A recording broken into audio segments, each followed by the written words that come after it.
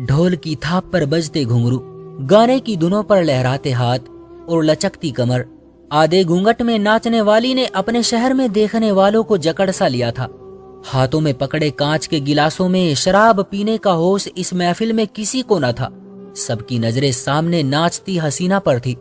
वो होश उड़ा देने वाली थी। दिल को मोह लेने वाले अंदाज लिए देखने वालों को एक ही महफिल में अपना दीवाना करने का हुनर जानती थी। मर्द, उसके आधे अधूरे कपड़े, उसके लंबे बाल, गोरा रंग देखकर होश से बेगाना हुए जा रहे थे। अचानक ही उस लड़की को न जाने क्या हुआ कि वो ढोल की थाप पर बेखुद सी हो चुकी थी। उसके पांव तेजी से जमीन पर धमाल डालने लगे थे। देखने वाले उसे यूं खुद से बेगाना होकर नाचता देखकर पागल से हुए जा रहे थे और ढोल वाला खुद भी परेशान था कि वो नाचने वाली अचानक खुद से बेगाना होकर क्यों नाचने लगी है। वो लड़की अब अपने आप में न थी, वो बेखुद सी नाचे जा रही थी। सबकी नजरें उसी पर थी कि उसके धमाल पर वहां मौजूद सब लोगों की धड़कनें एक वक्त में एक ही रफ्तार से चल रही थी कि अचानक से उस नाचने वाली के घुंघरू टूटकर पूरे हॉल में बिखर गए। वो खुद भी शायद थक चुकी थी, इसलिए जमीन पर गिर गई। तालियों की गूंज थी कि रुकने का नाम ही नहीं ले रही थी। लोगों की नजर में उस लड़की के लिए प्रशंसा थी और लबों पर उसकी तारीफ। कोई उसके हुस्न की तारीफ में कविताएं पढ़ रहा था तो कोई उसके मुजरे की धुन में खोया हुआ था। आज की महफिल में नीलोफर जीत चुकी थी। उस हसीना का नाम नीलोफर था। मैं उस महफिल का खास मेहमान था। ये महफिल मेरे आने की खुशी में ही रखी गई थी। मैं कल ही अमेरिका से वापस लौटा था। मेरे दोस्तों ने महफिल ये मेरे लिए ही सजाई थी। हालांकि मैं दिल दे देने वाला हरगिज नहीं था। हाँ, अय्याश जरूर था। अमेरिका जैसे आजाद ख्याल माहौल में रहकर वहां की हर किस्म की रंगीनियां देखकर भी कभी दिल के तार नहीं बजे थे। हाँ, वैसे मैं हर किस्म की अय्याशी का आदी था। इस वजह से मेरे पास बेपनाह दौलत थी, इतनी कि अगर मैं दोनों हाथों से भी लुटाता तो खत्म ना होती। जो लड़की मुझे अच्छी लगती, मुझे भा जाती, तो मैं उसे अपने कमरे की रौनक बना लेता। जितनी पुरकशिश और हसीन मुझे वो पहली बार देखने में लगती, एक रात के बाद ही मेरी दिलचस्पी हसीन से हसीन लड़की पर जैसे खत्म सी हो जाती थी। मुझे कभी भी कोई लड़की एक रात से ज्यादा नहीं भाई थी। मैं जिन अय्याशियों का आदी हो चुका था, औरत की मेरे नजदीक कोई खास हैसियत नहीं थी। मेरे लिए वो सिर्फ एक बिकाऊ माल थी। लेकिन उस लड़की के नाच ने तो मुझे जैसे एक ही महफिल में अपना दीवाना बना लिया था। मेरा दिल उसके आधे छिपे चेहरे को देखने का बड़ी शिद्दत से बेकरार था। लेकिन सुना था कि वो अपना चेहरा किसी को नहीं दिखाती, ना ही किसी के साथ रात गुजारती थी। एक महफिल में ही वो लाखों कमा लेती थी। वो हसीन थी, तवायफ भी थी, नाचती थी, लेकिन जिस्म बेचने वाली न थी। मेरे लिए ये बात यकीन करने के काबिल ही नहीं थी और दिलचस्प भी। जिस लड़की का नखरा ज्यादा होता था उसे मैं उसकी मुंह मांगी कीमत देकर अपने सामने झुकाकर बड़ा सुकून महसूस करता था। पहले तो मैं ये समझा कि वो लड़की तवायफों की तरह महफिलों को रंगीन करती है, नाचती गाती है, अपना खूबसूरत हुस्न आधा छुपाकर अपनी जरूरत और मर्दों के जज्बात बढ़ाती है ताकि अपनी कीमत ज्यादा वसूल कर सके। लेकिन जब मुझे अपने दोस्त से ये मालूम हुआ कि वो किसी के साथ भी रात नहीं गुजारती तो मुझे हैरत का झटका सा लगा। ये कैसे मुमकिन था कि वो मर्दों को यूं बेचैन करके चली जाए। जरूर उस लड़की की कीमत बहुत ज्यादा होगी जो ज्यादातर मर्द दे नहीं सकते होंगे। मुझ जैसे मर्द जो ब्लैंक चेक उस लड़की के मुंह पर मारते होंगे तो कैसे मुमकिन है कि वो उनके साथ रात ना गुजारे। मैंने अपने दोस्त से कहा, अपनी कीमत बढ़ाना चाहती होगी। लोगों के जज्बात को भड़काने के बाद कैसे मुमकिन है कि वो अपनी दुगनी कीमत ना वसूल करे। मेरे लिए कुछ भी तो नामुमकिन न था। मैं बड़े घमंड और गुरूर से मुस्कुराया, हाथ में पकड़ा शराब का गिलास खाली किया। मैंने कहा, इसकी मालकिन कौन है या अपने मामलात ये खुद तय करती है। मेरी बात पर मेरा दोस्त मेरे इरादे को जानकर बोला, अपने मामलात ये खुद तो तय करती है, लेकिन कोई फायदा नहीं है यार। बड़े बड़े रईस और नवाब इसके दरवाजे से खाली हाथ लौट गए। तुम इसके सामने चीज ही क्या हो। मुझे अपने दोस्त की बात पर, अपने गुरूर पर गहरी चोट लगी थी। मैंने सोचा ये मुझे समझता क्या है, मैं कंगाल हूँ, मेरे पास पैसे की कमी है। अब तो ये तवायफ मेरी जिद बन गई थी। मैं सोच चुका था कि इसकी मुंह मांगी कीमत इसे देकर अपने साथ साथ अपने दोस्त के हवाले भी करके इसे ये बताऊंगा कि मलिक यशराज जो चाहे वो कर सकता है। अब तो मेरे अंदर बेचैनी सी बढ़ने लगी थी। पूरी रात मैं सो नहीं पाया था। आंखें बंद करता तो उस लड़की का नाचना मेरे होश उड़ाने लगता। उसके सफेद हाथ, सुडोल जिस्म और आधा छुपा चेहरा मेरे अंदर आग सी लगा गया था। जी चाहा उसे अपनी बाहों में लेकर उसका घूंघट खोल दूं, और ये एहसास मेरे अंदर आग लगाने लगा था। मेरी बेचैनी का ये आलम था कि सुबह होते ही मैंने अपने दोस्त से उस लड़की का पता पूछा और उसके घर पहुंच गया। मेरे लिए हैरान कर देने वाली बात थी कि उसका घर ज्यादा बड़ा नहीं था, छोटा सा था। मैं तो उसको देखने के लिए यहाँ पहुंचा था कि मिलने के बहाने वो बिना मुंह छिपाए मेरे सामने आ जाएगी, लेकिन ये मेरा बस ख्याल था। वो घूंघट पहने मेरे सामने आकर बड़े भरोसे से बैठ गई।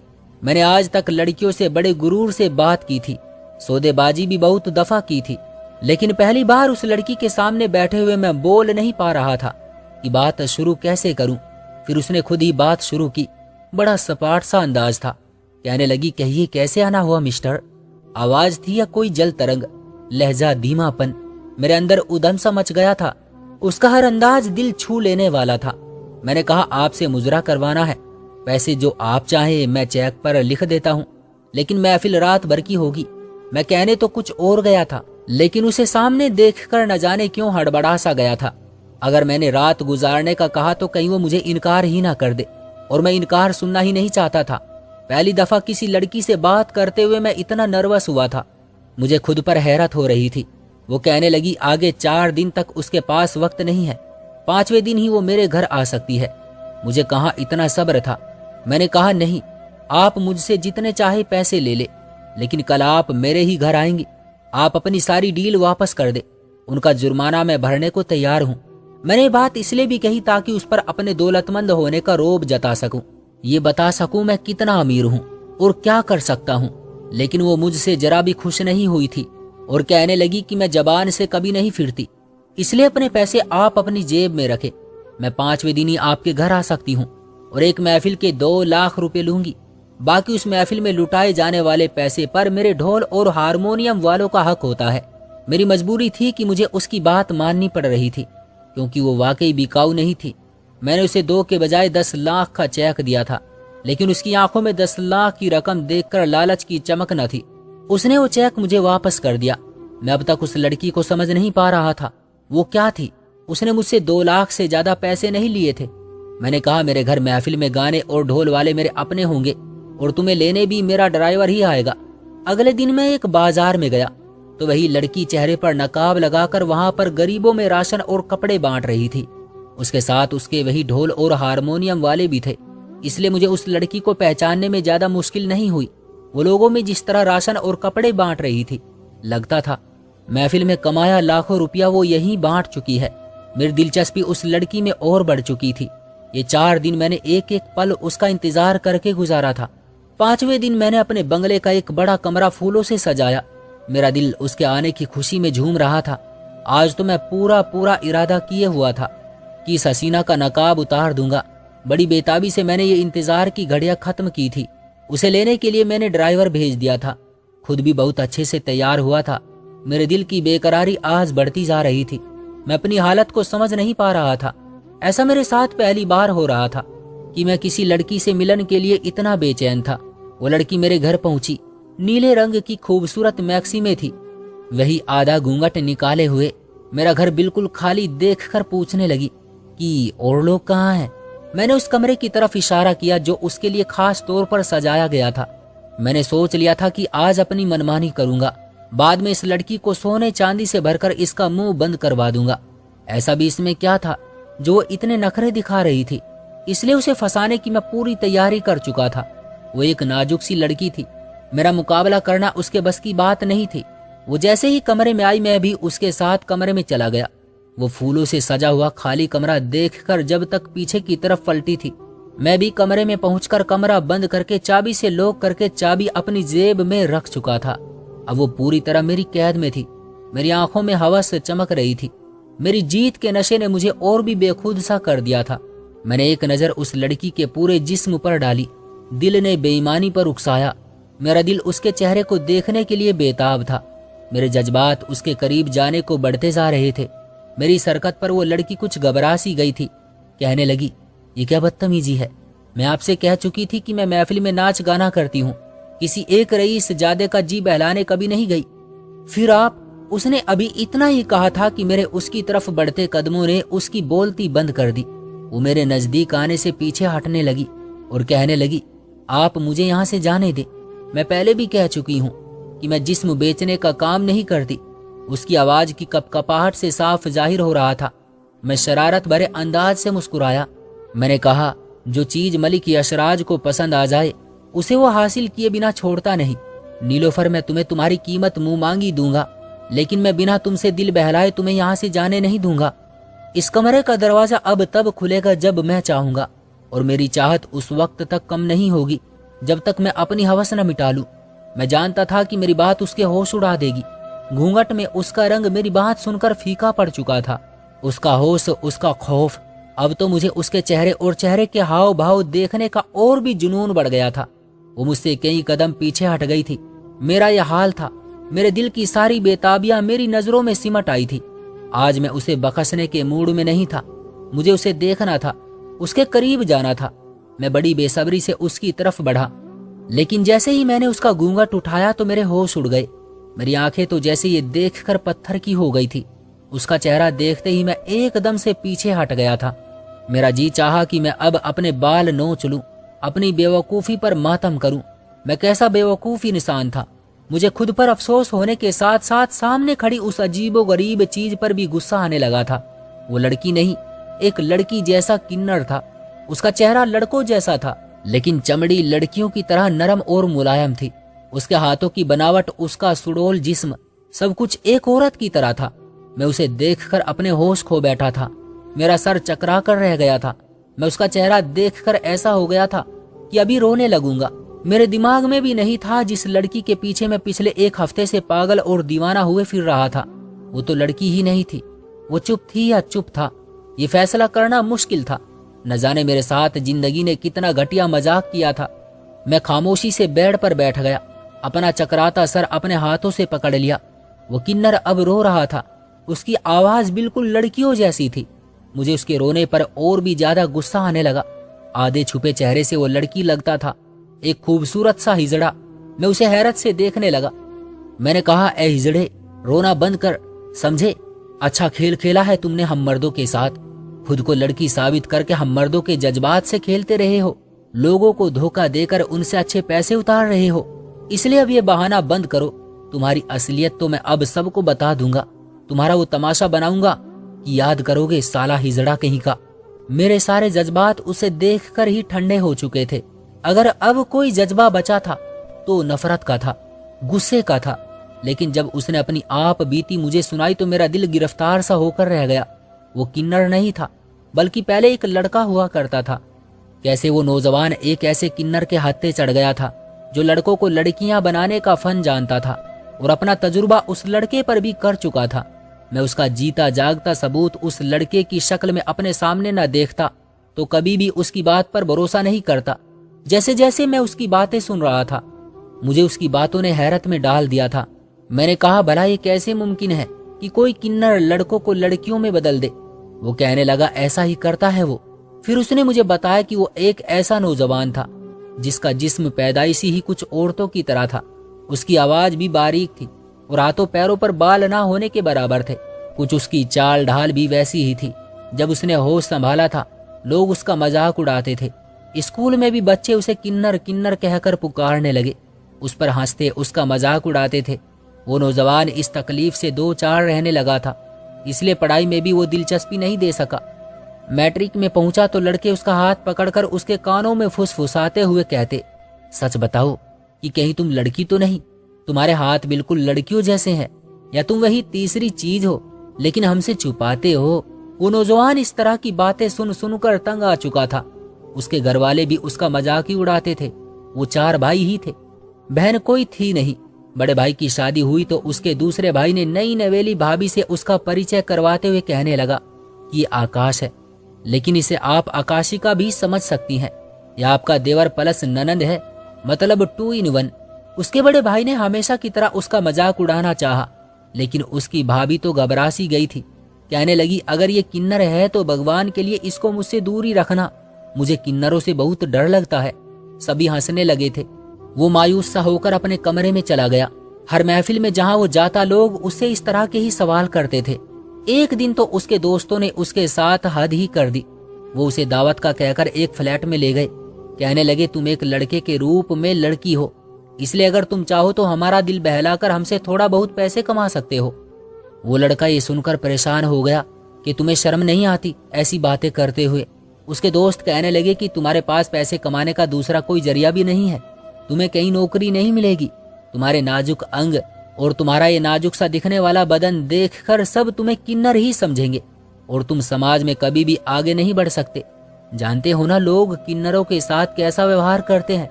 हमारी मान लो तुम्हें पैसे भी मिलेंगे और हम भी खुश हो जाया करेंगे। उनकी बातें सुनकर वो लड़का वहां से बाहर चला गया, लेकिन अपनी शक्ल, सूरत और हैसियत से वो ऐसा था कि अब तो उसका कॉलेज जाना ही दूभर सा हो गया था।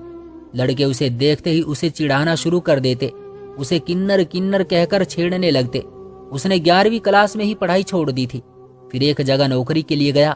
वो लेडीज कपड़ों की दुकान थी जहां सिले हुए कपड़े मिलते थे।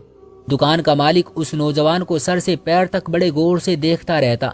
उसे लगता था कि वो लड़की है जो खुद को लड़का बताकर पैसे कमाना चाहती है या फिर किन्नर है। उस मालिक की नियत उस पर खराब सी होने लगी थी। एक दिन उसे दुकान पर काम के सिलसिले में ज्यादा देर तक रोक लिया। बाकी सब सेल्समैन जा चुके थे, बस वही लड़का उस मालिक की दुकान पर रह गया था। वो मालिक जानबूझकर उसे काम पर काम बताए जा रहा था। जब सारी मार्केट्स बंद हो गई तो उस मालिक ने दुकान का शटर अंदर से बंद कर लिया। वो लड़का ये देखकर परेशान सा हो गया। वो मालिक कहने लगा, मैं तुम्हारी हकीकत जान गया हूँ, तुम या तो किन्नर हो या फिर लड़की जो लड़का बनकर काम कर रही हो। उस नौजवान ने बहुत कहा कि वो किन्नर नहीं है। उस वक्त वो कम उम्र का लड़का था, यही कोई 16 साल का, और वो मालिक पूरा मर्द था। उसने उस लड़के को अपनी हवस का निशाना बनाया और फिर चोरी का इल्जाम लगाकर उसे अपनी दुकान से निकाल दिया। अपनी इज्जत की खातिर वो लड़का चुप हो गया। उसने किसी को ये नहीं बताया कि इस दुकानदार ने उसके साथ क्या नीच हरकत की है। वो लड़का लोगों की और घरवालों की हर वक्त के तंज और चिड़चिड़ी बातों और हर लोगों के व्यवहार और उस दुकान के मालिक के वजह से अपनी जिंदगी से मायूस सा हो चुका था। इसलिए एक किन्नर के पास चला गया।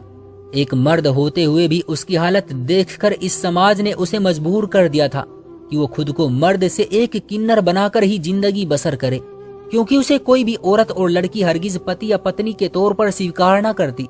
उस किन्नर ने जब इस लड़के की सारी बातें सुनी तो फिर कहने लगा कि ये दुनिया बहुत जालिम है। तू सिर्फ शक्ल और सूरत से किन्नर लगता है तो इस समाज ने तेरे लिए जीना मुश्किल कर दिया, यहाँ तक कि तुम हमारे पास आने के लिए मजबूर हो गए। सोचो, हम तो सच में किन्नर हैं। लोग हमें मुफ्त का माल समझकर इस्तेमाल करते हैं। ये दुनिया हम जैसों को इज्जत से जीने का हक नहीं देती। चल तू जी छोटा ना कर। उस किन्नर ने इस लड़के को नाच गाना सिखाया। उसकी आवाज को बारीक निकालने के लिए उसकी प्रैक्टिस करवाई। जब वो लड़का मेकअप करके तैयार होता तो लड़कियों को मात देने लगता, लेकिन उसके चेहरे का ऊपरी हिस्सा मर्दों के जैसा था। जब वो नाचता तो लोग उसके नाच गाने को पसंद करते।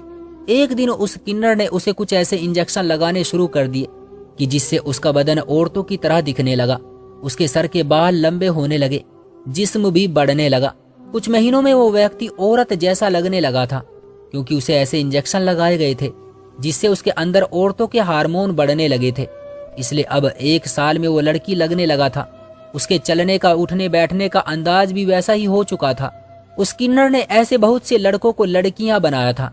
जो लड़के रोजगार के हाथों मजबूर थे और दुनिया उन्हें इज्जत से जीने नहीं देती थी, वो किन्नर उन्हें ऐसा ही बना देता था। वो फिर किन्नर बनकर नाच गाकर पैसे कमा लेते थे, क्योंकि जो किन्नर औरतों की तरह दिखते थे उसकी डिमांड ज्यादा होती थी। अब उस बड़े किन्नर की मृत्यु हो चुकी थी। उस लड़के ने नाच गाना सीख लिया था, इसलिए खुद कमा सकता था। मसला अब ये था कि उसके चेहरे का ऊपरी हिस्सा मर्दों जैसा था। जब वो घूंघट निकालकर अपना आधा चेहरा छुपा लेता तो लोग उसे औरत समझने लगते। इस तरह से उसके लिए पैसा कमाना और भी आसान हो गया था, इसलिए अब वो ऐसे ही करता था। जिंदगी और समाज ने उसकी अपनी असल पहचान के साथ उसे हमेशा मजाक का निशाना बनाया था। उसे औरत समझा था या फिर किन्नर, इसलिए उसने औरत का रूप ही ले लिया था। जब नाचता तो अपनी औरतों जैसी अदाओं का जादू मर्दों पर कर देता। उसकी अदनंगी कमर, गोरा रंग, उसका मुजरा और उसका आधा छुपा चेहरा मर्दों को उसका दीवाना बना देता था। वो लोग जो उसका मजाक उड़ाते थे उसे लड़की समझकर उसकी तारीफ करने लगे थे। उस पर मरने मिटने को तैयार थे। उसकी एक झलक देखने के लिए अपना सब कुछ लुटाने को तैयार थे। लेकिन ये सब उस वक्त तक था जब तक उसका आधा चेहरा छुपा हुआ था। राज खुलते ही लोग शायद उसका मुजरा देखना छोड़ देते, उस पर पानी की तरह पैसा बहाना भी छोड़ देते। वो मुझसे कहने लगा, मैं इसका ये राज राज ही रहने दूं। मैंने उसे कहा कि वो ये काम छोड़ दे, मैं उसे नौकरी उसकी असल पहचान से दूंगा। उसके हार्मोन्स का इलाज करवाकर उसे उसकी असलियत के साथ दुनिया से परिचय करवाऊंगा। मैंने उस लड़के से कहा, उसे जिंदगी से मायूस होकर पढ़ाई नहीं छोड़नी चाहिए थी और ना ही खुद को कमजोर समझकर इस समाज के हवाले करना चाहिए था। लोगों की बातों पर कान धरने की बजाय वो अपने फ्यूचर को अच्छा बनाने की कोशिश करता। एक किन्नर के पास जाने के बजाय अपनी जंग खुद लड़ना सीखता तो आज वो अपने नसीब का जायज पैसा अपनी असल पहचान से कमा रहा होता। तो दोस्तों, ये थी हमारी आज की कहानी। उम्मीद करते हैं कि आपको पसंद आई होगी। आपका क्या कहना है इस कहानी के बारे में, कमेंट करके हमें जरूर बताएं। वीडियो को लाइक कर दीजिए और चैनल को सब्सक्राइब कर लीजिए। मिलते हैं अगली वीडियो में, तब तक के लिए धन्यवाद।